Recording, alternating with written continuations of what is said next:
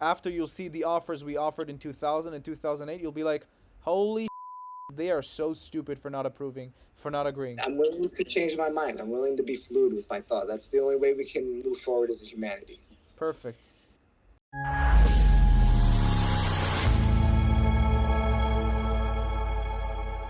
Before we have a conversation, I just need you to know that I'm a streamer, and Okay. and this conversation is recorded because I use it for content. So if you don't want to be on stream, tell me. That's all right, brother. Perfect. Are you from America? I'm from Israel, and I actually talk about Israel Palestine on my videos. Perfect. Why? I love Israel Palestine. What do you know about it? I mean, I'd like to think I know a good amount, but I mean, ask me something, I'll tell you what I know about it. Do you think the war that Israel is conducting right now in Gaza is justified? And if you think it's not justified, I want you to tell me why. All right. So obviously Hamas attacked, right, on October 7th. Yes. Okay. That's wrong. Push them out of Israel, get back to Gaza, and then go from there. You have to understand, why did Hamas attack Israel? Why? Why do you think? I think they attacked Israel because of religion, not because of land. Of course, it was never about land for the people living in Gaza, for the people living in Judea and Samaria. It was never about land because we offered land back 6 times. We tried to offer land, a ridiculous amount of land. And it was never about land for them because they refused every single time. When was it? When did you offer? So the biggest amounts of land that we offered were in 2000 and 2008. 96% of the land, exactly what they requested. The remaining 4% that we left for ourselves was for security purposes, meaning so Jordan never attacks again. So Egypt doesn't attack again. So we took specific areas that we wanted to keep for security purposes, but they refused. When you say Jordan, Egypt, what do you mean by that? Do you know the map of the Middle East a little bit? Yeah. So, right, but if it was for the Palestinians, then they would have the West Bank and Gaza, right? When I say Judea and Samaria, I mean the West Bank. But the West Bank, the West Bank is the West Bank of Jordan. Right, but it would be Palestinian land. Right. It would be controlled by the Palestinians. It would be an Arab land technically because Palestinians don't actually exist. They're Arabs. Okay, they're people that call themselves Palestinian, I think. Yeah, but they call themselves Palestinians to erase the Jewish history of the land, to make it seem like we are the colonizers and they're the colonized. So it's an identity formed by Yasser Arafat in 1964 to start an agenda of being oppressed, of being invaded, which is false. Which is false because most of the Arabs in the land came during the Ottoman time and during the British Mandate time to work for the Brits and the Ottomans. Right, but that was before the state of Israel. Right, but if you want to talk about before the state of Israel, then you have to mention the fact that Jews have lived on the land for 3,000 years in Jerusalem, in Hebron, in Tzfat, in Tiberias. For 3,000 years, never left. What about the Arabs that were there for hundreds of years? What about the Jews that were there for thousands of years? Sure, they were there too. So were they Palestinians? I would think they would just consider themselves Arab Jews. No, you can't be an Arab Jew. You can't have two ethnicities at the same time. Jews, Christians, and Muslims are different because Jewish people they're not at all. It's a religion. Where do Native Americans come from? America. They come from the land of America. Terrific. Where do Amazirs come from? Amazirs, Amazonian people from the Amazon. They come from Morocco, Algeria. That's their indigeneity. What are they called? Amazirs. Amazigh, okay. Where do Aboriginals come from? Australia. Perfect. Where do Jews come from? They originated in the Middle East, just like all of us. But then, what about the Jews that are Russian? What about the Jews that are, there's white-skinned Jews. All of them originated from a place called Judea, which is the former name of Palestine. The Jews that were kicked out by the Romans, they wanted to completely eradicate the Jewish presence and they wanted to completely disassociate the name from the Jews. So what did they do? They called the land Palestina, Syria, to mock the Jews. That's why they did it. It's like renaming the name of Israel to Hitler. It's the same thing. To mock the Jews. All right, can I ask you a question? Yes. So, let's say there was no anti-Semitism in the world, right? The Yes. Jews that the Jews that migrated to Europe were accepted as Europeans, right? They could wear their tefillin They or were their never kippahs. they were never accepted as Europeans. I'm saying hypothetical here, Oh, right? okay, yeah. Hypothetically, would those Jews feel the need to go create Israel? Would those Jews feel that they were anything other than Russian? Yes, because Zionism did not start in 1897. Zionism started 3,000 years ago when Jews were exiled from the land by the Romans. Zionism is the act But it of wasn't a serious thing. no, of course It it was was. taken Of seriously course due it was to a the serious thing. Holocaust. Of course it was a serious thing because it didn't start in the Holocaust. It started before the Holocaust. So 1897 started 50 years before the Holocaust. Yes, but there were still pogroms, and my hypothetical doesn't exist because that never happened. Can you tell me why people hate Jews? I don't know, racism. Same reason people hate blacks or any other race. They just hate them out of ignorance. Maybe because they're a successful minority and they're doing well with everything they touch. Maybe because they have a bunch of Nobel prizes. Maybe because the fact Well, that they I think it goes way back. I think it goes back farther than that. I think they were always a minority and people hated them, and then the Christian religion teaches that the Jews killed Christ, so that's a actually no people. real Christians don't teach that. Okay, yeah, but I grew up Christian, and Who that's killed Christ? Who killed Christ? the Jews. The That's what we Romans. that's what we know. The Romans. The Jews though, but they were Jews. They were Roman Jews. The Romans were Jews. How were the Romans Jews? The Romans were the people that exiled the Jews from the land. Yes, but there was. What about the So Jews that Jews stayed there? There were exiled Jews that Jews? stayed there. They're Jews. There were Jews that stayed in the Holy Land. Right, they're Jews that never left because of the connection to the land. But you can't say that Romans were Jews and they kicked other Jews. It doesn't makes no sense. No one's a Roman. Romans don't exist. It was just a national identity of the time. What are you talking about? So where was Jesus killed? Judea. Okay. Okay. Okay. So if he was killed, then who controlled it at that time? It was once The the Roman Ottomans, Empire. it was the Brits, it was the I'm Byzantines, saying it was the when Islamic Jesus was Caliphate. killed. When Jesus was The killed, Romans who controlled? killed Jesus. The fact that you say that the Jewish people killed Jesus is to put some sort of a label on the Jewish people so they can be hated. I'm not saying it's wrong or right. Just because religion is an evil thing, I believe. I'm an atheist. The Bible says that the Jews killed Christ. So then people will take that and hate the Jews for no reason other than they believe in Christianity. That doesn't mean it's right to hate Jews because the Bible. You're a Jew. What do you have to do with killing Christ? Nothing. Nothing. You have nothing to do with that. That you didn't have anything to do with that. The Jews of 200 years ago didn't have anything to do with that. The Jews of 500 years ago didn't have anything to do with that. But that's just how. That's why I believe part of in history Jews were always hated. I also believe they're hated because they were minorities who were kicked around the palace settlement, right? And then the Catholics couldn't deal with their own money, so they handed it off to the Jews, and then the Jews become rich. And then, there's another reason to hate the Jews, whether it's rooted in reality or not. Doesn't matter that they're hated. That's just a reality now. Okay. So I don't think it's right. I think I'd like to believe we can move past that. I mean, anti-Semitism is at an all-time low in America. How is it relevant to what's happening between Israel and Gaza and the West Bank? It's not, but I was just saying, if anti-Semitism didn't exist, Israel would not exist in my opinion. I mean, if all the Jews on the land of Israel would have converted to Islam, not a single war would have started against the people living here. And I asked a bunch of Muslims, they all said, "You're right. Why would it?" Said it's about religion. It has nothing to do with land. It has nothing to do with colonization, because this is the biggest decolonization that the history has ever witnessed. How many Jews were in the Holy Land before? How many? The, Before 1948, yeah. 13%. But a lot of them immigrated a lot. A lot of them immigrated after the Holocaust. A lot of them immigrated between the year 1900s. It doesn't matter. It's the same with the Arabs. A lot of them immigrated after the French forced them to dig the Suez Canal. And they didn't want to do it, so they escaped to work for the Ottomans.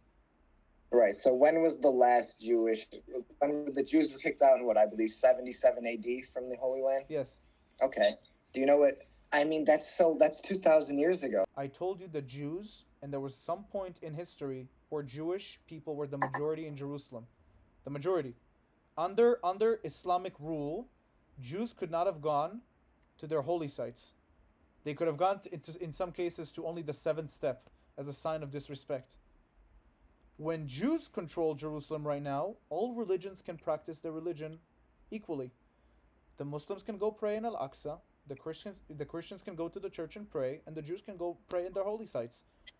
So I'm not understanding why people around the world have such a difficult time that the Jews have a place they can call home, a place they're connected to, a place they've been yearning to go to for thousands and thousands and thousands of years, and people have a problem with that. I don't understand why.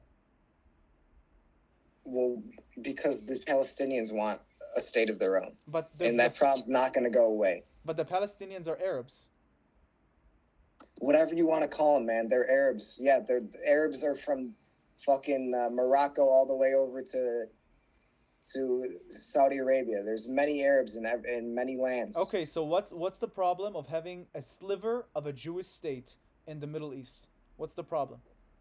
I don't think there is. I believe in a two-state solution. I believe that the two-state solution is how I think it should be solved. But two-state solution was already on the table for many, many times, and they refused every single time. Yeah, I don't know. I mean, I'm sure that maybe there. I don't know much about that. I'm not gonna lie, so I'm not gonna talk like I know anything about it. So but I think it doesn't matter about the past. I think we have to look forward to the future. It's impossible because only one side is looking at the future and wanting peace, and the other side wants death and to eradicate the Jews. I know it may seem difficult to understand it from abroad and from the United States, from a westernized country, but this is what Islam is. Islam wants to dominate. Islam wants to remove Judaism. I spoke to many Muslims before you, and they teach one thing: the Jews are the lowest lives of them all, and they should be eradicated. And I asked many Muslims, what happens if all of us convert? And they said, nothing happens. You guys are Muslims. Why would we do anything against you? You have to understand, it has nothing to do with land. You say it's because they want to live there. If they want to live there, why didn't they fight for their land? Why did a lot of people leave? A lot of them flee in 1948. Have they not been asking for a land, though? Of course they have. I saw an article, and I could be wrong. I might pull it up, but I saw an article. I don't know. Is Sinwar the Hamas guy that was assassinated? Sinwar is still alive. The Hamas guy that was assassinated is Ismail Haniyeh. I saw an article that said that he wanted a two-state solution along 1967 borders. Can you tell me if that's your claim, if they wanted a state according to the 1967 border, why was the PLO created in 1964, 3 years before the 1967 border? Why was it created in 1964 to liberate Palestine if they want to go back to the borders that they themselves posed? I understand. I understand what you're saying. Do you know a YouTube channel called The Asked Project? Of course. So he put it in a way that really resonated with me. He said, or I watched a live stream with his Palestinian translator, and she said that all Palestinians say that we want the whole land, but we know deep down that we can only have 67 borders. Like it would be against our code of ethics to say that we want anything less than the whole land. So I understand I understand how it sounds, but I do think that but do you think a majority of Israelis would accept the 1967 borders with Palestine? After what happened on October 7th, I know that they wouldn't accept. What about before that? Do you think that But even before that, listen, October 7th is not the only incident that happened. It's not the only event that happened. We've had a terror attack in Israel almost every single day. Every single war that started from Gaza started by the Gazans. You cannot name a single war since 2005 when Israel disengaged from Gaza where Israel started. You can't. It's always them shooting rockets. Well, I know there's the 2014. I think it was Protective Edge. Okay, started by getting rockets into Israel. Does that give you legitimacy to start a war with a country with an entity that's firing rockets at your country? Right, but then you guys go and carpet bomb them and kill scores of people. How come? Isn't carpet bombing? Doesn't it mean that a lot of people are supposed to be dead in carpet bombing? Yeah, how many people were killed? Like 20,000? Right now? When? In 2014? No, yeah. Maybe 1,000 something? No, dude. Of course. Well, let me check. Over 10,000, bro. No. And even if over 10,000, that was mostly Hamas. Well, who's Hamas? Males over the age of 18 are considered Hamas? Every person that participates in activities associated with Hamas, meaning if you fire rockets, you're considered Hamas. You're carrying a weapon, you're considered Hamas. If you're a child aiming a weapon at a soldier, then I have a right to shoot at you. An international law right. It's legal. What about people who know Hamas members? Who know Hamas members? No, I don't think anybody like this would be shot. But you have to understand that Israel always works according to international law. And the reason I know that is because I was an IDF soldier. And we had very specific procedures about opening fire. When were you in the IDF? 2014 to 2017. I actually got drafted Okay. at the end of the war. Okay. So I have it. This is also Wikipedia, so take it with a grain of salt. You were right, though. It said 2,300 killed. Yeah. I was way off. So just so you know, even now, What was the other one though? There was another one. there was another one. and I think in 2018 there was another one. I don't no, think there was a maybe ground invasion. 2008. 2008 was yes, 2008 was the first one. But 2008 Gaza war also started after rockets being shot to Israel. By the way, the attacks that we do on Gaza after they attack us, they're meant to remove the missile threat. Okay, so 1,500 and 2,300 killed.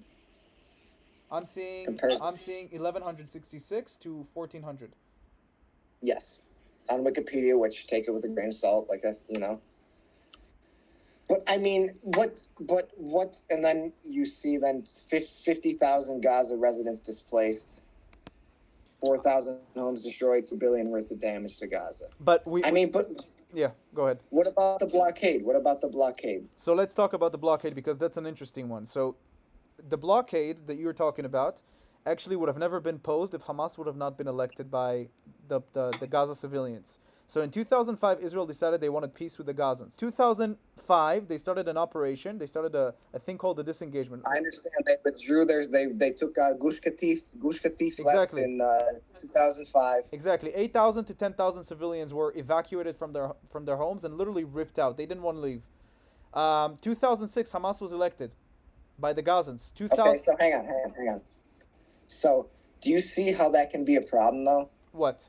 I understand that but as soon as Hamas is elected, then you impose the blockade. That's No. Like saying it wasn't in 2006 though. Hamas was elected. You just said that though. You said as soon as Hamas was elected, Israel imposed the blockade. It was a year later. 2006, Hamas was elected. 2007, they started firing rockets at Israel, and then they realized, holy shit, what did we do? In 2007, Israel and Egypt decided they put a blockade to make sure that when they get trucks going into Gaza, they're not getting weapons, they're not getting explosives, they're not getting rockets, they're not getting ingredients for rockets and missiles. So you're telling me as soon as Hamas was elected, there was no blockade? No. 2005 to 2007, not a single blockade. People could cross freely. So January 2006, they won the election. Yes. And then when did the blockade start? 2007. It says restrictions were imposed in the early 90s, and after Hamas took over in 2007, Israel significantly intensified existing movement. Yeah, 2007. That's what I said. Right, but I mean, why can't they have a country, man? Why can't there be? I mean, if that, what was the guy's name again that got assassinated? Ismail Haniyeh. On November 2nd, he said if Israel agrees to a ceasefire. So tell me why tell me why they refused, why Hamas refused to 20 plus ceasefires put on the table by Israel and the United States. They refused every single time, including the last one. Me and you both don't know that. We don't know what goes on behind the scenes. We don't know what goes on. We know. It would be impossible. We know. You know why? Why? Because the moment they give back the hostages, they have no more leverage. Israel gave one term. They said if Hamas breaks the ceasefire deals or is delayed with releasing the hostages, we have a right to start the war again. Because Hamas messed up on the previous deal that they did. Hamas was taking a long time to release hostages. So Israel put a term. I mean, where are you getting this news from? I mean, do you not think? I mean, we have to take this all with a grain of salt because we're not getting it from the source. And when it comes to the ceasefire, where do I know this? Because I don't take my information from the media. I don't trust the media. I don't believe the media. The media tries to force a specific narrative into our minds, and I don't believe in that. So then, where do you get it from? I get it from sources on the ground, like Telegram. You can also understand from the history. The history teaches a lot about the conflict. All right, what about history teaches a lot about the conflict? History teaches that these people never wanted a ceasefire. These people never want to go to the 1967 border because at the end of the day, why would you form the PLO 3 years before a single settlement was established? Why would you? What do you want to liberate Palestine from? I think back in the day is a different story than now, though. Why? It just because it's just so much time has passed. I mean, back then, I mean, that was fresh. I mean, from 1948 to 68 is only 20 years. Judea and Samaria was fully conquered by Jordan between 1948 and 1967. Why were they not trying to resist the Jordanians that occupied them? They weren't trying to resist the Jordanians? They were not trying to resist the Jordanians. Why did they Then not why is try? that not part of Jordan now? Why? Because Yeah. Jordan don't want them. Jordan don't want them, and Egypt don't want Gaza. That also controlled Gaza from 1948 till 1967. They don't want it. Jordan, Israel offered it back. West Bank? Of course. Or does Israel, I mean, do you think Israel wants the West Bank? Of Or course. do you think Of course not. These people are not willing to share the land. They're not. No, do they want it without the Arabs though? Do they want, I mean, why are there so many settlers there? But the settlers are in the settlers are in disputed territory. There's Area A, Area B, and Area C. So the settlers are in Area B and C, not in Area A. Area A is Arab only, B is both, and C is controlled by Israel. So according to Resolution 242 of the UN, if there's not an entity willing to accept the land back for peace, then it's not illegal. But why is there Area A, B, and C? That's according to the Oslo Accords. That was from the Oslo Accords? Giving the Palestinian authority over Area A and some of Area B. I see. You understand? I know. I don't know why they would agree to that, though. A lot of people don't know why they would agree to that, because they want Palestine free. I mean, Maya el Maya Palestine Arabiya. That's the sentence. If they want Palestine, they should want the whole West Bank, I would think. Which created a lot of things, created a lot of issues, created intifadas, created stabbing attacks, shooting attacks. There's obviously the issue that the PA is not really a great government either. Right. You know what I mean? If there's no one to negotiate with, why do you think that we are the problem? You know? Because I would love to live with them. I would. But they would not love to live with me. I think, I mean, you have to understand, though, that both people want all the land. Not Do true. you not think the majority of Israelis don't want the whole land of Israel? Why would they give back Gaza to the Gazans if they want all of the land of Israel? Why would they give back Judea and Samaria? Why would they give back Judea and Samaria, which is filled with holy sites, to the Jewish people, to the Palestinians, to the Arabs? Why would they do it if they want the whole thing? They're trying. I believe they're trying to. I mean, there's 700,000 settlers in the West Bank. In You can say it's Area A. disputed territories, not in Area A, and not in areas that they're not allowed to be in. But at the end of the day, a Palestinian state was never established. Because a Palestinian state was never established, you can't say this place is occupied, because it's not a country. It has never been a country.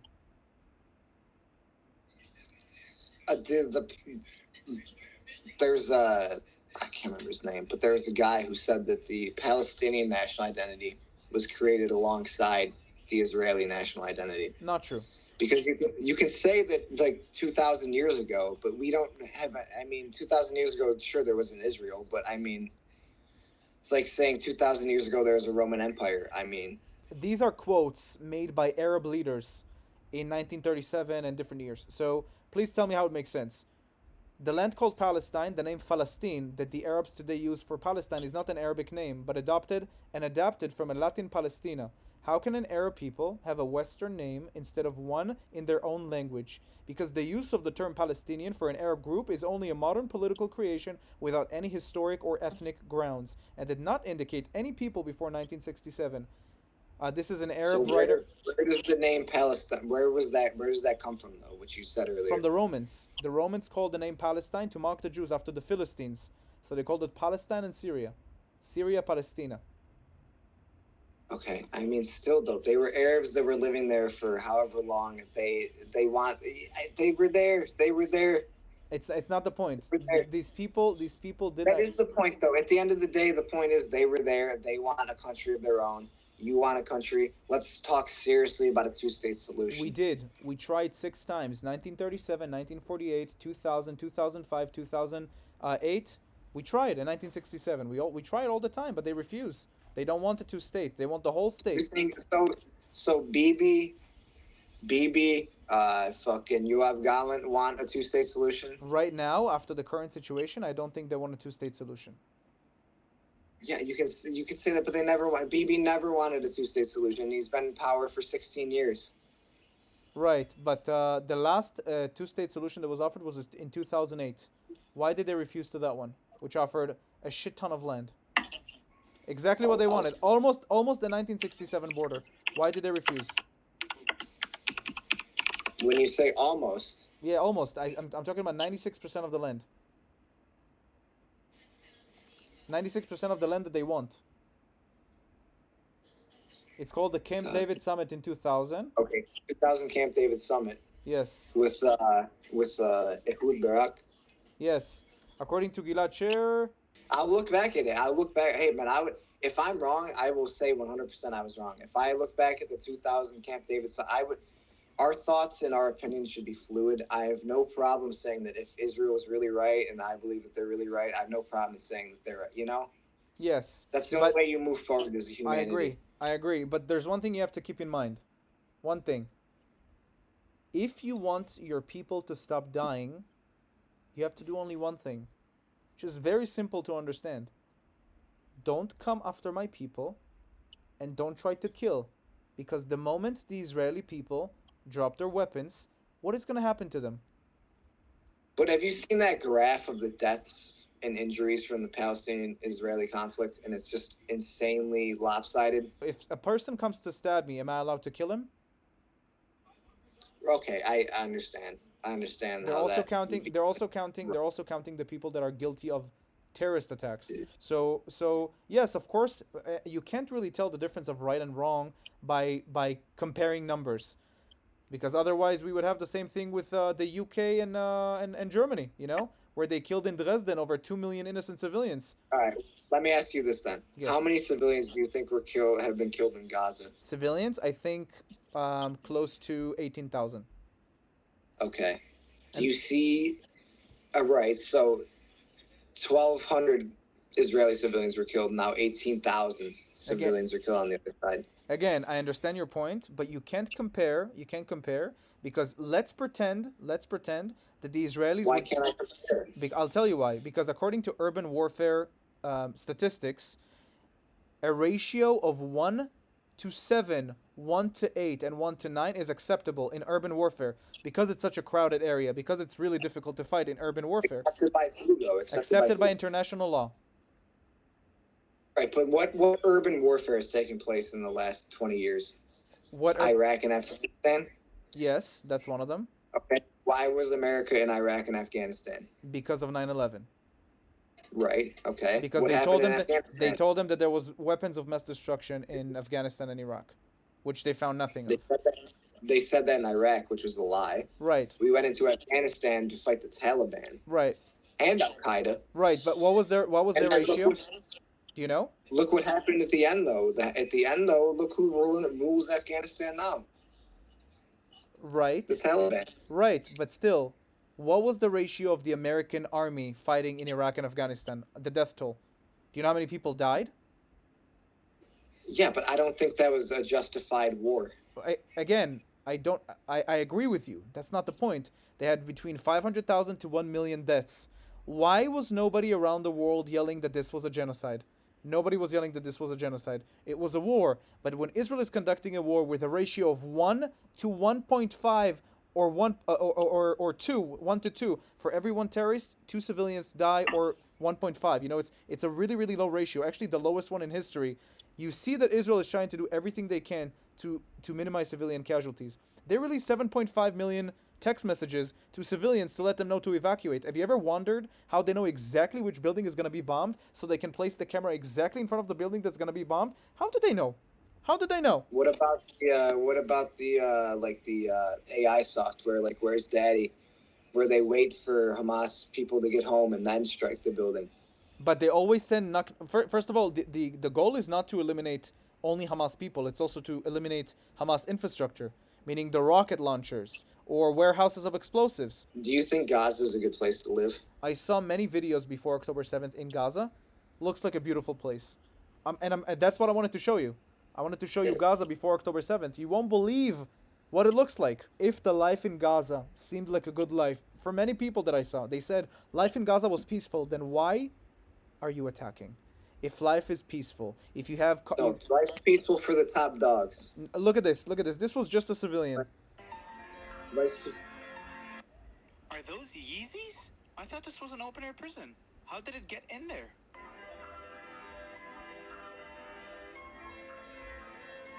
Doesn't look like a top dog to me. Is that a high-tech scale? I thought this was an open air That is prison. a rich How man did in it get in Gaza, there? bro. Oh, there's Weights? I there's thought a this was an gym? open air prison. How did it get in there? No. Is that It could be a I rich thought this man. was an It could be open a air rich prison. man for all How you did it know. get You in can't there? take this and... What do you think now? Why are you shaking your head? Chocolate? I thought you guys said that there's no chocolate in Gaza. I thought this was an open air Look. prison. Alright. I get it. Can I say this, though? Sure. Both people, both the Israelis and Palestinians, do you think they have valid claims in this conflict? I think the only people that have a legitimate claim is the Israelis, not them, because otherwise they would have accepted the two-state solution that we put on the table for them. So I can't keep offering you, and you cannot keep refusing, because the moment you keep refusing, why would I believe you that you'll hold on your approval On your end of the promise? on your end of the promise? Yes. I mean, I don't know much about the except. I mean, you have to understand that I believe that the Israelis don't want a two-state solution either. Right now, I don't want a two-state solution. You're right. Neither. I think the only time they actually wanted a two-state solution was in the 90s when Yitzhak Rabin was assassinated. So what was 2000 and 2008 and 2005? I don't think Ehud Barak really wanted a two-state solution. So why would he offer 96% of the? I don't know. Why would Donald Trump offer half the shit he offers? What do you Why mean? would All Barack Obama- all Yasser Arafat had to do was to agree. All he had to do was to say, sure. Hey man, I will go back and look at these. Please, you'll see I'm not 2000, 2008, 2005. But 2008 and 2000 are the biggest ones. 2008 and 2000 are the two biggest ones. Yes. Okay. Hey man, I will go back, look, and see. Thank you for being open-minded and good questions. Like honestly, and I'm glad you're trying to dig into the topic. After you'll see the offers we offered in 2000 and 2008, you'll be like, holy shit, they are so stupid for not approving, for not agreeing. I'm willing to change my mind. I'm willing to be fluid with my thought. That's the only way we can move forward as a humanity. Perfect.